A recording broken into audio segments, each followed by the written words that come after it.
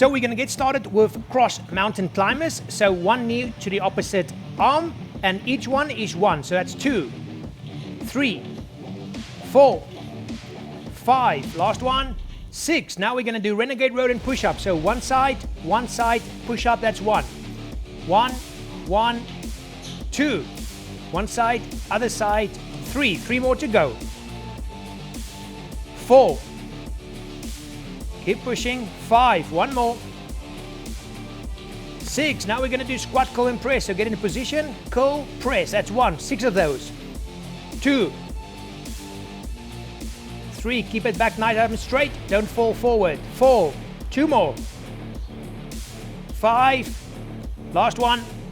And then we're going to do dumbbell swing. 6 of those. 1, 2, 3, 4, 5, 6. Now you take a 10-second break, and then your goal is to do as many rounds as possible in 15 minutes. That's it. Workout all done.